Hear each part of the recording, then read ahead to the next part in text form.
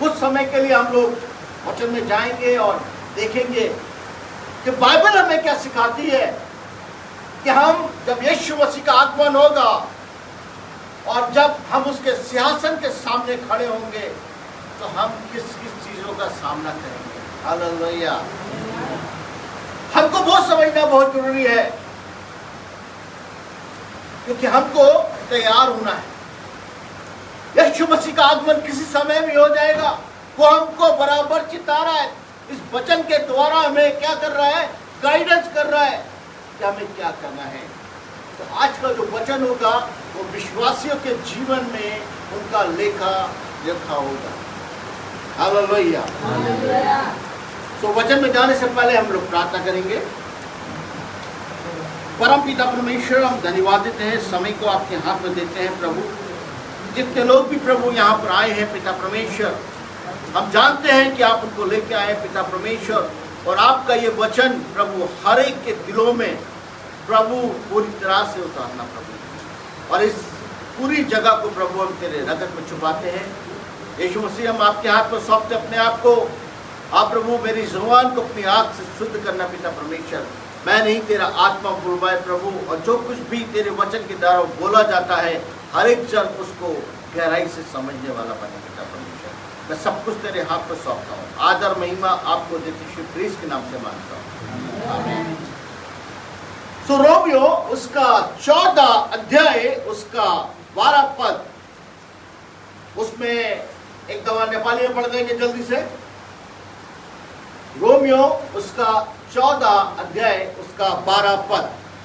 यसै कारण हामी मध्ये हरेकले परमेश्वरलाई आफ्नो लेखा दिन्छ। हालेलुया। हालेलुया। ये कौन कह रहा है? बाइबल। वचन के द्वारा हमको ये बताया जा रहा है कि हमें क्या है, परमेश्वर के सामने अपना लेखा देना होगा। हम विश्वासी तो हो जाते हैं, हम बड़े खुश होते हैं कि हम दिन रात प्रार्थना कर रहे हैं, हम दिन रात क्या कर रहे हैं, वचन पढ़ रहे हैं, लेकिन हम क्या कार्य कर रहे हैं ये हमारे लिए बहुत इंपॉर्टेंट है। क्या हम उसकी आज्ञाओं को मान रहे हैं? आज हमारा पूरा फोकस इसी पर रहेगा कि हमको अपने जीवनों में क्या करना चाहिए, क्योंकि वचन में यही कहता है कि हर एक को क्या है, परमेश्वर के आगे लेखा देना होगा। हमने क्या खाया, क्या पिया, कहाँ रहे, कैसा काम किया, भलाई का काम किया, बुराई का काम किया, सारी चीजों का हम क्या करेंगे, लेखा देंगे। उसका हम देखते हैं फिलिपियों उसका 1:21 है ना, वहां पर ऐसा लिखा है, इसको भी पढ़ दीजिए। फिलिपियों 1:21।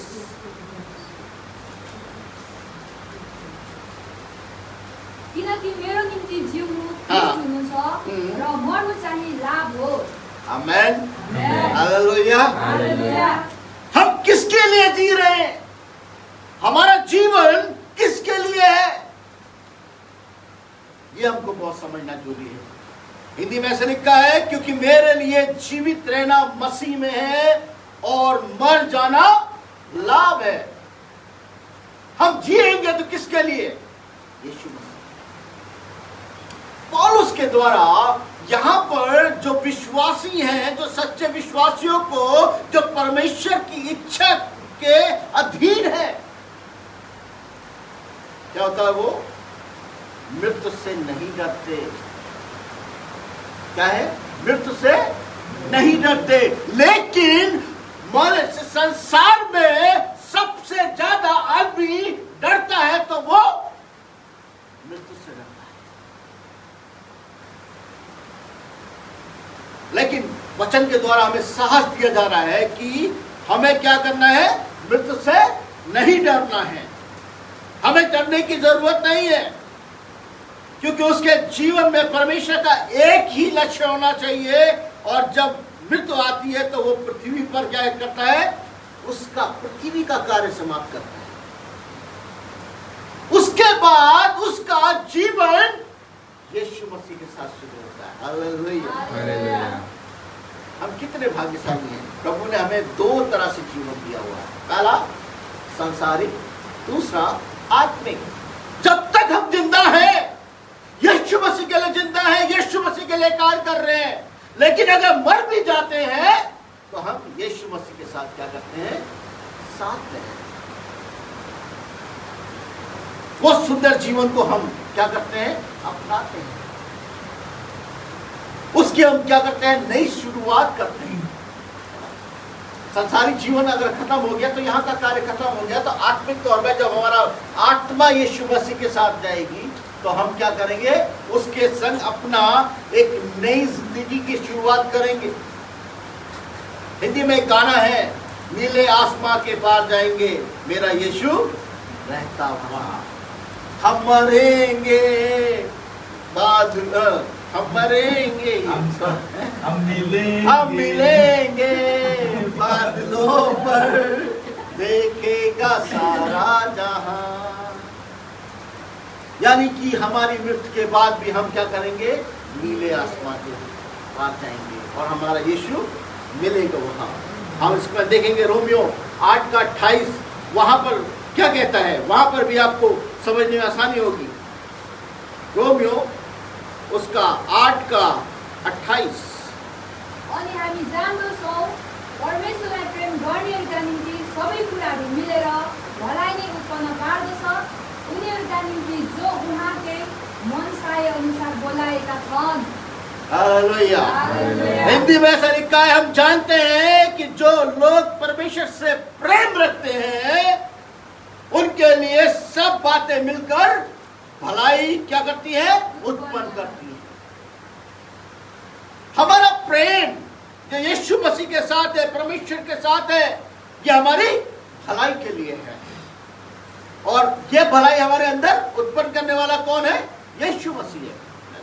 अर्थात उन्हीं के लिए जो उसकी इच्छा के अनुसार चलते हैं या उसके इच्छा के अनुसार बुलाए गए हैं। आज हम लोग यहाँ पर जब इकट्ठे हैं, चाहे हम थोड़े हैं, लेकिन हम क्या है, उसके बुलाए हुए। आज का मैसेज आपके लिए था, जो यीशु मसीह ने आपके लिए रखा था। आपके पास कितना काम था, लेकिन उसके बावजूद भी आप आने पाए। Hallelujah, hallelujah. ये विषय साधारण विषय नहीं है, ये विषय बहुत गहराई का विषय है। और इस वचन के द्वारा भी हमें यही बताया जाता है कि हम किसके बुलाए हैं, उसके द्वारा बुलाए गए हैं जो हमारे जीवनों में काम करता है। सेकंड चीज जो होती है, हमने समय का कैसा प्रयोग किया। पहला था, हम किसके लिए जीवित हैं, हम किसके लिए जी रहे हैं। जो संसारी लोग हैं वो क्या सोचते हैं कि हम जो जी रहे हैं वो जी रहे हैं अपने बच्चों के लिए, अपने परिवार के लिए और दुनिया में कमाने के लिए। लेकिन जो विश्वासी है वो जी रहा है वो यीशु मसीह। Hallelujah, hallelujah. क्योंकि मसीह ने हमारे लिए वो समय रखा है। दूसरा, हम समय का कैसे प्रयोग कर रहे हैं।